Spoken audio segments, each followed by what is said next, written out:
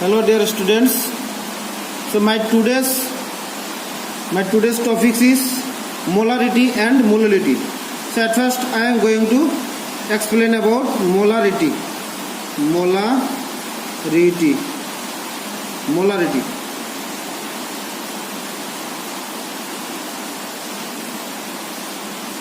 What do you mean by molarity? So I think all are familiar with the term molarity. This is a term of expression of concentration. So the serial number 6 hobo mole fraction asil 5. So molarity is defined as number of moles of solute dissolved in 1 liter of the solution. 1 liter of the solution. Molarity defined as the number of moles of the solute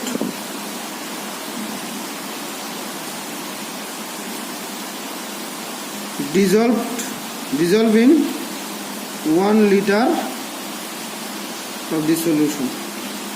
1 liter of the solution.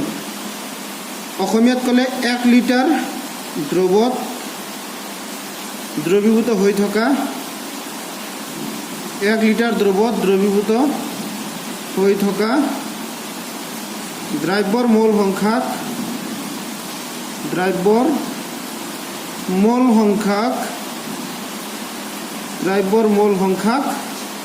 দ্ৰৱটোৰ মোলাৰিটি বলে। দ্ৰৱটোৰ মোলাৰিটি বলে। So মোলাৰিটি কিহেৰে বুজা হয়? মোলাৰিটি বুজা হয় capital এমৰ দ্বাৰা। Molarity capital M is equals to ওপৰত কি হ'ব? অসমীয়াত লিখিলে দ্ৰব্যৰ মোল সংখ্যা ডিভাইডেড বাই লিটাৰ এককত দ্ৰৱৰ আয়তন। Number of moles of solute. Number of moles of solute. অসমীয়াত ক'ব দ্ৰব্যৰ মোল সংখ্যা divided by volume of the solution. Volume of the solution in liter unit. In liter. তার মানে অসমীয়াত লিখিলে লিটার হিসাবে দ্রবর আয়তন। এটু কোৱা হয় কি? Molarity. So molarity capital M is equal to দ্ৰব্যৰ মোল বাই লিটার হিসাবে দ্রবর আয়তন। সেটু বোঝার কারণে মই এটা প্রবলেম করিম। কোয়েশ্চন এটা লিখিছো 4 gram sodium hydroxide dissolved in 250 ml solution. So in a solution 250 ml solution, the solute part is sodium hydroxide. So amount of solute part is 4 gram. So you have to calculate the molarity of the solution. 250 ml দ্রবত 4 gram sodium hydroxide দ্রবীভূত হৈ থাকিলে দ্ৰবটোৰ মোলাৰিটি কিমান হ'ব? আমি জানো যে মোলাৰিটি বাইৰ কৰিবলৈ কি লাগে? দ্ৰব্যৰ মোল সংখ্যা লাগে আৰু লিটাৰ এককত দ্ৰৱৰ আয়তন লাগে। Number of moles of solute. So here amount of solute in given amount of solute in gram unit 4 gram. So you have to calculate the how many moles are present in 4 gram sodium hydroxide, and you have to convert this 250 ml solution into liter unit. So at first যেতিয়া মোল number উলিয়াম, মোল নাম্বাৰৰ কাৰণে কি লাগিব? মোল নাম্বাৰৰ কাৰণে মোলাৰ মাছ লাগিব। সো আৰম্ভ কৰিম তাৰ পৰা। Molar mass of sodium hydroxide. অসমীয়াত লিখিবা সোডিয়াম হাইড্ৰোক্সাইডৰ মোলাৰ ভৰ। সোডিয়াম হাইড্ৰোক্সাইডৰ মোলাৰ ভৰ কিমান হ'ব? সোডিয়ামৰ 23, অক্সিজেনৰ 16, হাইড্ৰোজেনৰ 1, টোটাল কিমান? 40 গ্রাম পার মোল। 40 গ্রাম পার মোল। এটু গল। তার পিছত আহিব therefore moles number of sodium hydroxide. Sodium hydroxide or mole সংখ্যা, sodium hydroxide or mole সংখ্যা কিমান হ'ব? Given amount divided by molar mass. এটো হিসাব করলে হ'ব 0.1 মোল হৈ গল 0.1 মোল. Now volume of solution. দ্রবর আয়তন কিমান আছে? দ্রবর আয়তন দিয়া আছে 250 ml. 250 ml. So you have to convert this ml to milliliter, ml to liter by dividing 1000. Equal 0.25 liter. হৈ গল 0.25 লিটার হৈ গল. কনভার্সনটা আমাৰ হৈ গল. এতিয়া therefore molarity কিমান হ'ব? Molarity of the solution. দ্ৰবটোৰ molarity হ'ব. দ্ৰবটোৰ molarity কিমান হ'ব? 0.1 mole. So moles of solute 0.1 mole. Volume of solution in liter 0.25 liter. এখিনি ক্যালকুলেশন কৰিলে কিমান আহিব? এখিনি ক্যালকুলেশন কৰিলে আহিব এতেই কৰো 0.4 mole per liter. লিটাৰ উপৰত গলে per liter, or you can write 0.4 নাইবা তুমি লিখিব পাৰা 0.4 capital M. Capital M means molarity. So this is the final answer, 0.4 molarity. So হৈ গল. So next topic is molality. So molarity আমি শিকিলো. এটা আহিব molality. What is molality? So molarity আৰু molality পাৰ্থক্য হল molality আমি লৈছিলো দ্ৰব্যৰ মোল বাই লিটাৰ এককত দ্ৰব্যৰ আয়তন. ইয়াত আমি ল'ব লাগিব দ্ৰব্যৰ মোল বাই কিলোগ্ৰাম এককত দ্ৰাবকৰ ভৰ. That means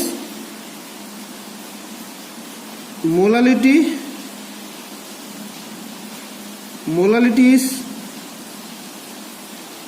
defined as the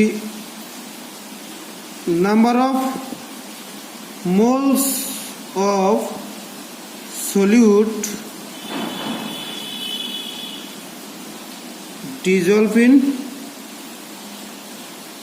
1 kilogram of the solvent. 1 kilogram of the solvent. 1 kilogram দ্রাবকত দ্রবীভূত হৈ থকা 1 কিলোগ্রাম দ্রাবকত দ্রবীভূত হৈ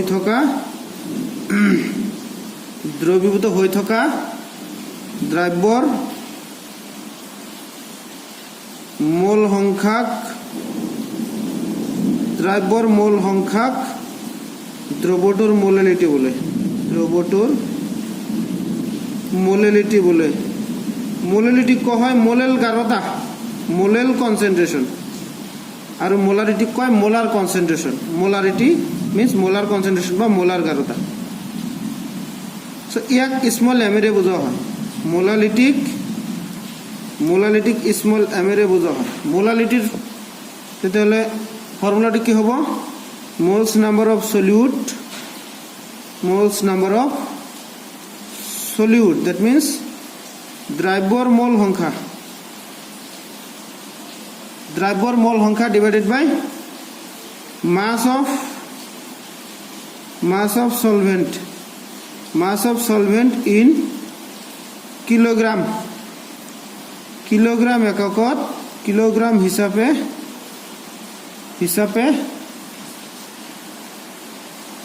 দ্ৰাবকৰ কিলোগ্ৰাম হিসাবে দ্ৰাবকৰ ভর. এটুক কয় molality. So now one problem we have to solve. এটা আমি প্ৰবলেমৰ দ্বাৰা এটা আমি সলভ করব. So the question is calculate the molality of the solution containing 2.5 gram ethanoic acid dissolved in 75 gram of benzene.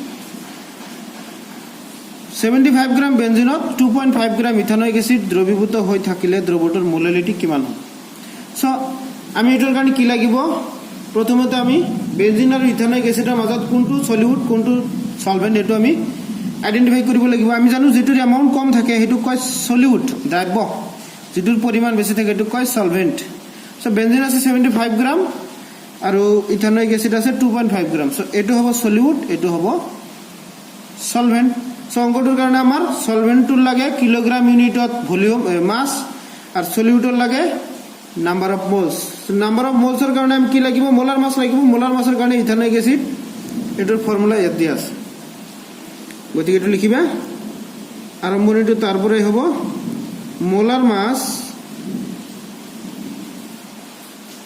Mass of ethanoic acid CH3COOH ethanoic এসিডৰ molar ভৰ 12 plus 1 into 3 plus 12 plus 16 plus 16 plus 1 is equals to 60 gram per mole 60 gram per mole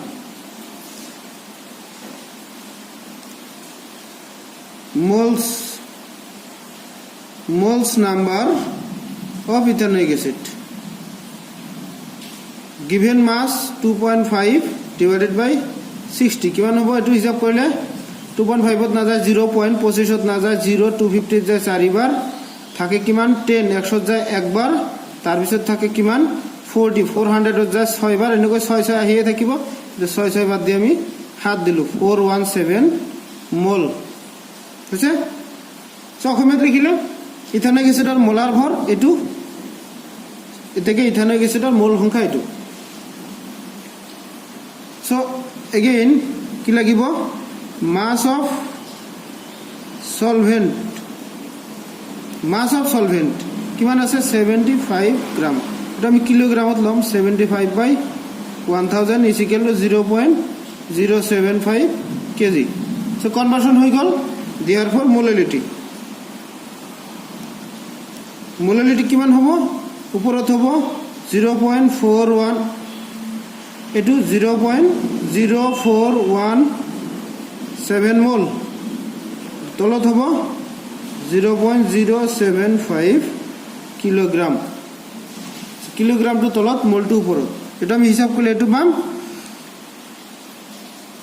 এটা মাস of solvent অসমীয়াত কিন্তু লিখা নাই মই তোমালোকে লিখি লবা মানে দ্ৰাৱকৰ ভৰ এটো হিসাব কৰিলে হ'ব 0.555 আহিয়ে থাকিব গতিকে আমি দুটা 5 লিখি এটা 6 দি দিলু ইউনিটটো হ'ব মোল কেজি উপৰত গলে হ'ব পাৰ কেজি নাইবা লিখিব পাৰি 0.856 যদি বাদ দিও আমি এই 6 এর হলনি এটো যদি বাদ দিও 6 এর হলনি আত আমি কি লিখিব পাৰি 5 এৰ হলনি 5 এৰ এক যোগ কৰি স্মল m মানে মোলালিটি এটো লিখিব পাৰি সেনকে আমি মোলালিটিৰ অঙ্কবিলাক সলভ কৰিম সো ইয়াতে অসমীয়াত লিখা নাই তোমালোকে লিখিবা molar mass of ethanoic acid তুমি ইথানয়িক এসিডৰ মোলাৰ ভৰ ইথানয়িক এসিডৰ মোল সংখ্যা দ্ৰাৱকৰ ভৰ এতেকে মোলালিটি ইকুৱেল এটো তো মই আশা কৰিছো অঙ্ক দুটা একেবাৰে ইজি আছে আৰু এনেকুৱা অঙ্ক পৰীক্ষাত আহে সো তোমালোকে এইবিলাক সলভ কৰিবা বেছি বেছি কৰি সলভ কৰিবা সো আজিৰ কাৰণে এখিনি নেক্সট টপিক নেক্সট ক্লাছত আমি আকৌ লগ পাম সো হে আকাৰে আৰু এটা আকাৰে যে যদি ভিডিওটো ভাল লাগে তোমালোকে কমেন্ট কৰিবা লাইক কৰিবা শেয়াৰ কৰিবা আৰু যদি সাবস্ক্ৰাইব কৰা নাই চ্যানেলটো সাবস্ক্ৰাইব কৰিবা ধন্যবাদ।